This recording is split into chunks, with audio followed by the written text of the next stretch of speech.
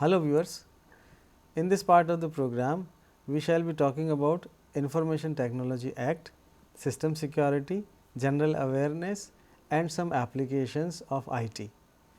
To start with, what is system security? Security is the major issue in the computer field, so it must be addressed by using some techniques in order to secure our system. What is data and what is information we all know, and there is one word you might be knowing about, hacking.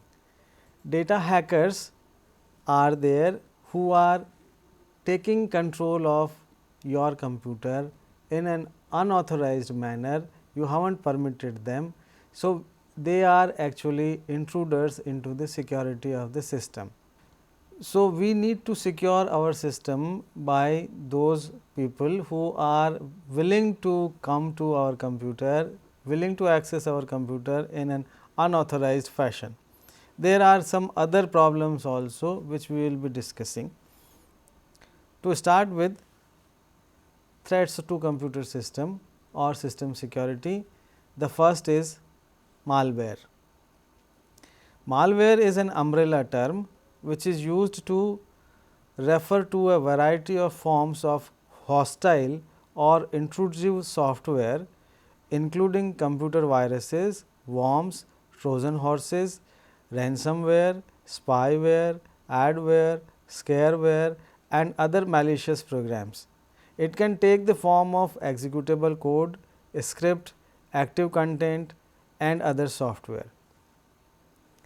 Malware is a general term which is comprising of or which is used for all such situations, all such activities which are there to harm your computer.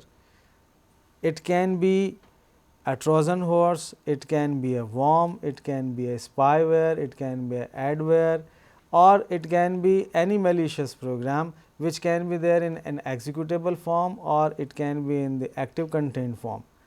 It can be a part of your document, Word document or Excel document, it can be in your website page which you are opening up or it can be in other form.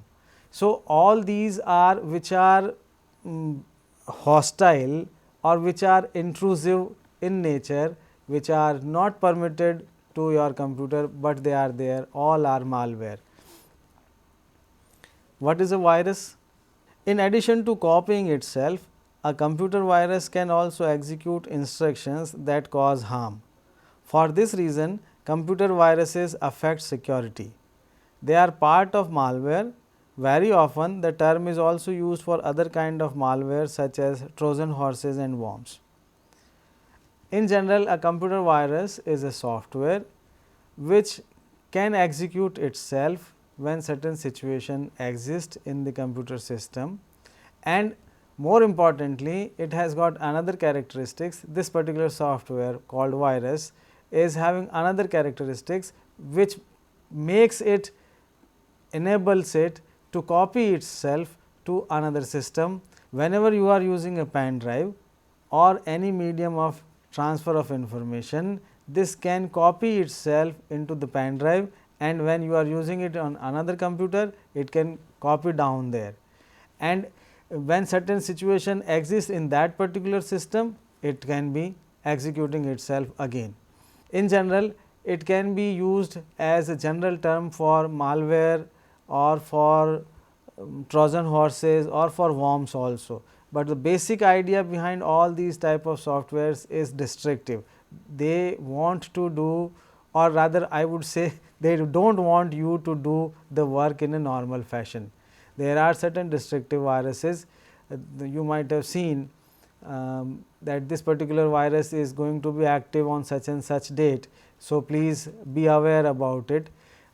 There are certain viruses in early days which were prepared just to have a fun. It is something like you are working and then there is a window pops up on your screen, it says I am hungry, I want a sweetie pie, and as soon as you type sweetie pie, the spelling, it goes off, and after 2-3 hours it comes again, except that it is not doing any harm to your computer, but there are certain viruses which are even capable of doing certain amount of hardware destruction also. Though antivirus softwares are there, but we need to take care of while transfer of information is taking place from one computer to another computer, because we do not know how or what is the behavior of that particular computer from where the data is coming in. As I said that there are certain viruses which can display a message, there are viruses which can erase the files, there are viruses which can scramble the data on the hard disk, they can have erratic screen behavior also, they can even halt the PC, or they can, in general we can say that they can be used for just for the purpose of to scare you. It is okay if you are getting a message that I want a sweetie pie and you write a sweetie pie word over there and it goes off, except irritation the data is actually or intact. But if you see a message like you are working so long, I am not happy with you and I will delete all the files. Now, what you want to do? You cannot do anything. At the background it has already started deleting the files. There are certain viruses which are active on one particular day, one particular combination of date and day. Friday the 13th is a very I would say dangerous name in our culture, Friday and 13th, and if that combination is there, that deadly virus will be active. So, things like that, there are people who are prepared, God knows for what purpose they are doing it, but they are existing in the world of computers.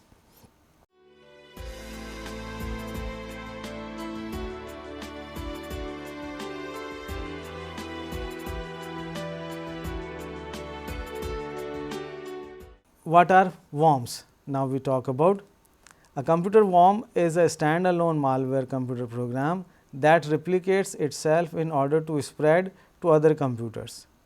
Often it uses computer's network to spread itself, relying on security failures on the target computer to access it. Unlike a computer virus, it does not need to attach itself to an existing program. Now, you see there is another type of malware which does not need any existing program for copying itself to one particular another machine. It can go through network. It is using your network bandwidth, it is using your network, and if it where it is going, the destination, if there is a security failure, this particular malware called worm will be copying itself into that particular machine. That way, what is happening? This particular malware worm is spreading through net, choking the bandwidth. You are wondering what is happening to my internet bandwidth, why the net is slow. Actually, there can be no problem in the hardware, only the problem can be that your computer is sending those worms and so choking the bandwidth. What is spyware? Spyware is a software or malware, we would say, is installed in your computer without the knowledge of the owner in order to collect the owner's private information. It is often hidden from the user in order to gather information about internet interactions, keystrokes, also known as key logging, passwords or other valuable data. You might have seen there are certain facilities available when you are going for online banking or net banking. When you have to give the password, there appears one keypad over there which you can use by pressing the mouse button. That means, you are not using the keypad or the keyboard, you are using the image of keypad which is displayed on the screen. Why so? Why this particular type of facility is generated? It is because there are certain softwares in the category of spyware which are creating a log of what kind of keys you are pressing. That means, you are pressing the password also, you are pressing the account number also. When you press account number, or you can find out what program you are actually running, what website you are actually visiting and what you are actually doing, they can find out, the software can find out, and As soon as you logged in, you are typing your password, that password can be copied, and if it is copied once, one can use it, in any manner they want to. What kind of websites you are visiting, what kind of behavior you are showing on your internet, that all can be tracked. So, spywares are used for that purpose. Why we are bothered about what we are using? I would say what we are using, why anybody else would be bothered about it, but for the sake of getting unauthorized access to our machine, to making some money out of it, to have some fake processes, they are doing it. Spyware is used for that purpose. Then cookies, you might have heard this name, cookies. It is a possible interaction between a web browser and a server holding a web page, in which the server sends a cookie to the browser and the browser sends it back when requesting another page. Cookies are arbitrary pieces of data usually chosen by the web server and stored onto the client computer by the browser. There are certain pieces of information which are always fresh, so you need them to get from the server. Then what is the purpose of a cookie? Cookies are used to get the data from the server to the client machine, or if anything is required from client, the client sends the cookie to the server. In between, what is happening is the unwanted information can also be transmitted along with cookies. That information can be used for different purposes, for the purpose which is not meant for just accessing the data from the server.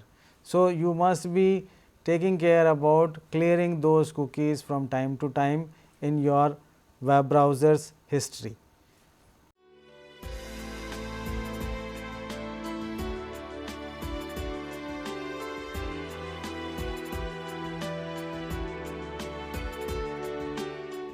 The next is Trojan.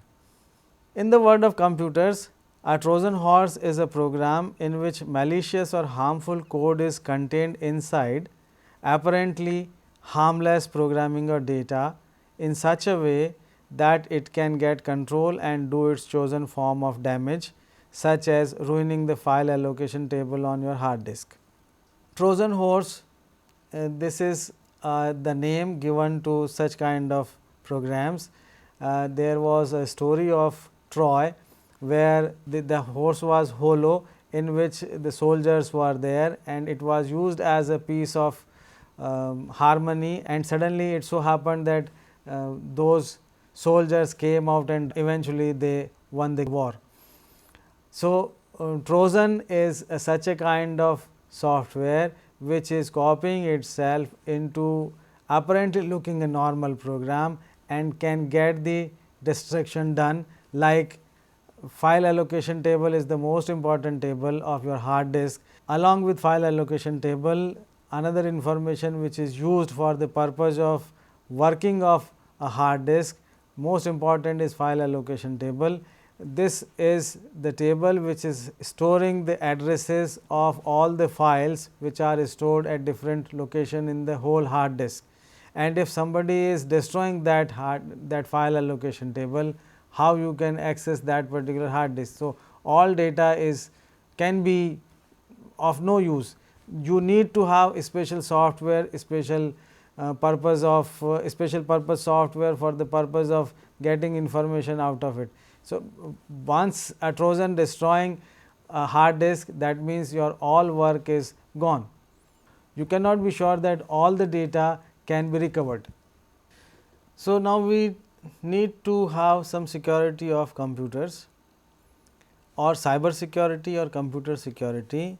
It is the protection of information from theft or damage to the hardware, the software, and to the information onto them, as well as from disruption or misdirection of the services they provide.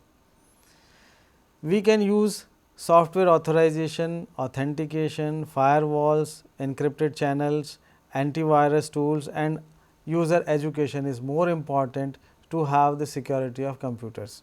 We go in detail Now, what is network security?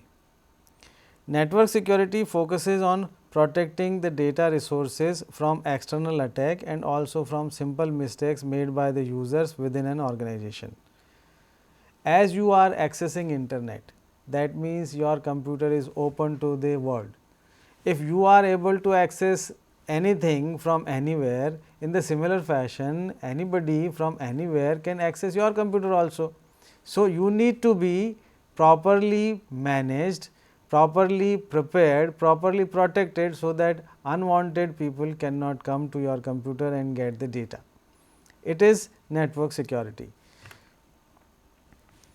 We are using digital signature for the purpose.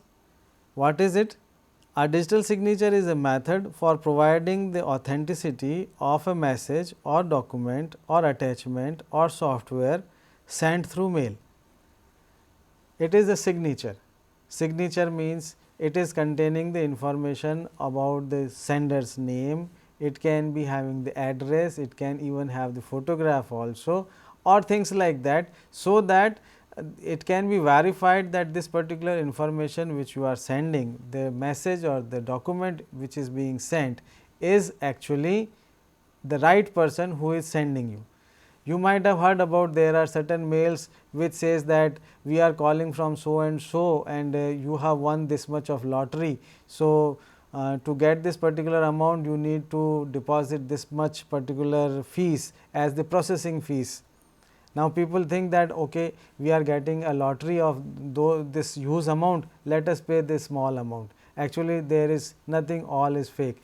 So, the document which you have received is, it seems like that Reserve Bank of India is sending you one particular document which is saying such things, but it is actually not the Reserve Bank, it is the fake document. So, once a document you are getting, you must take care about the digital signature. In the similar fashion, when you are sending something, you can also have your own digital signature. Digital certificate. Digital certificate, or also known as public key certificate or identity certificate, is an electronic document which uses a digital signature to bind together a public key or password required for decode and encode documents with an authentic identity such as the name of a person or an organization, their phone numbers, address and so forth. This is a certificate. The digital signature is there which is your own, and then there can be a certificate also which can be even further enhanced, or we can say is further authenticating the information you are sending. Say this particular information is certified digitally. Who is certifying it? There is a name of the person, there is the address of the person, there is phone number of the person, and that means it is in the form of digital signature.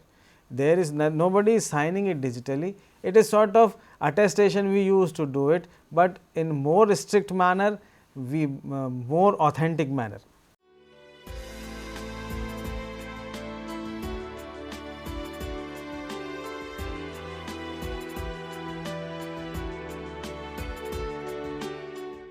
File access permission is another way of securing your computer. Whatever files are stored onto your computer should not be easily accessible to anyone.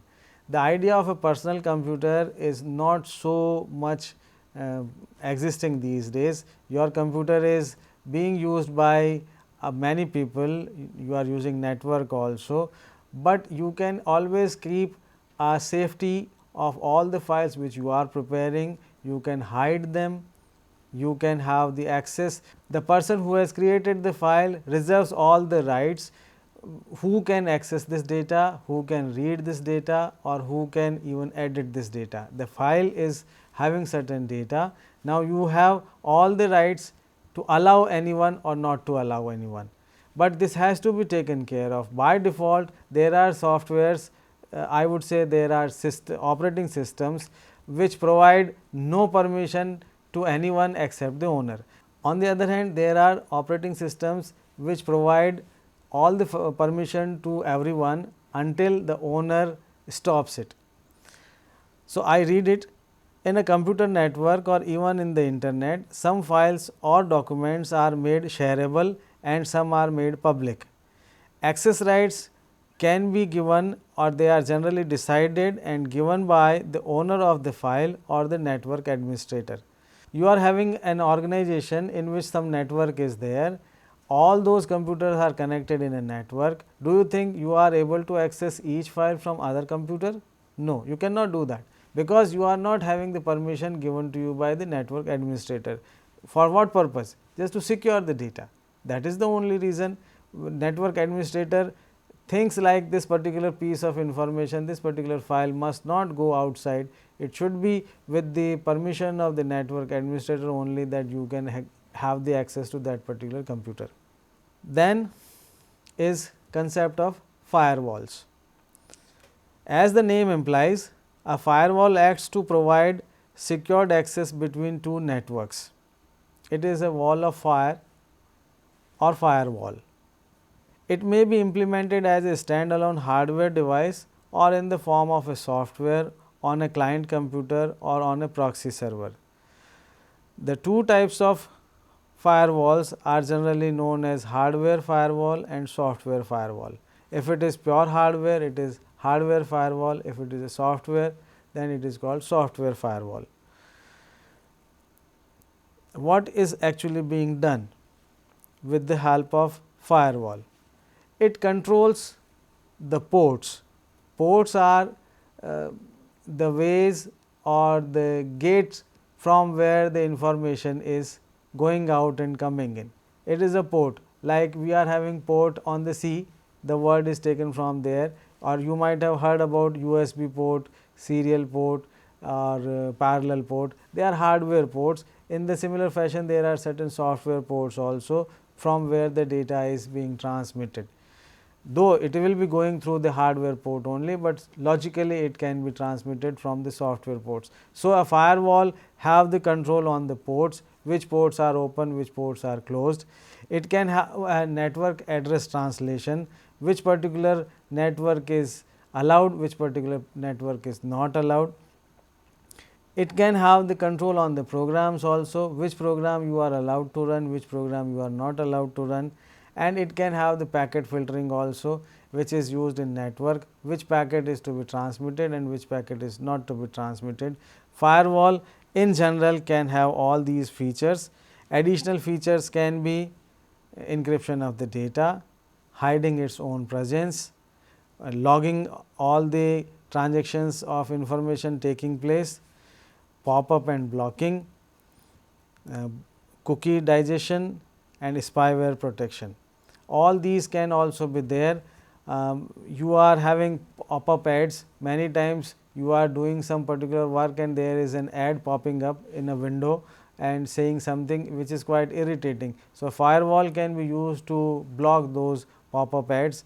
Spyware detection can be there and cookies can be also deleted, they can be digested, we say it.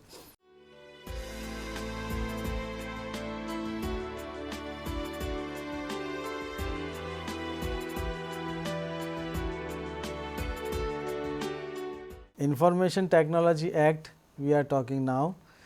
It is made or prepared with the objective of recognition of e-commerce, legalizing e-commerce, that is digital signatures we can say are allowed, electronic documents are at par with the paper documents, e-filling of document is made legal, and there are certain acts which were amended. What is special about it is that it has got 94 sections which are segregated into 13 chapters.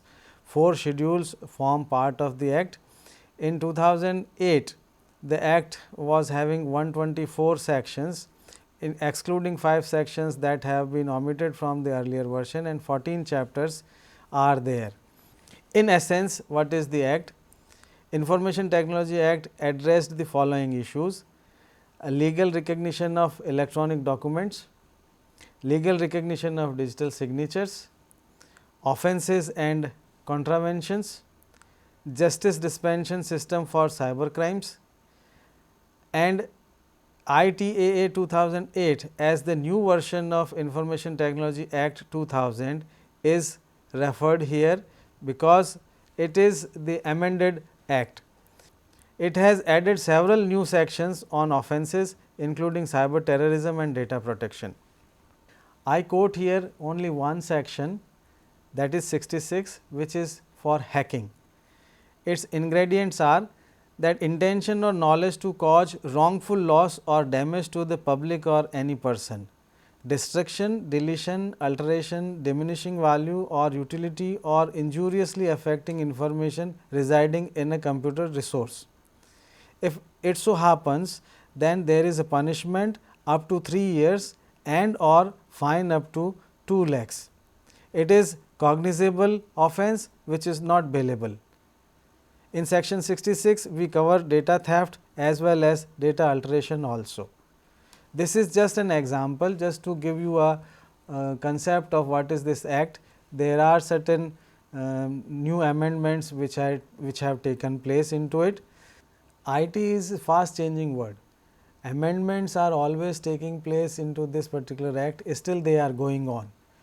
Still there are new changes or new thoughts are coming because of the technology changing in the world. So, we have to cope up with all those changes to make this act as a strong act.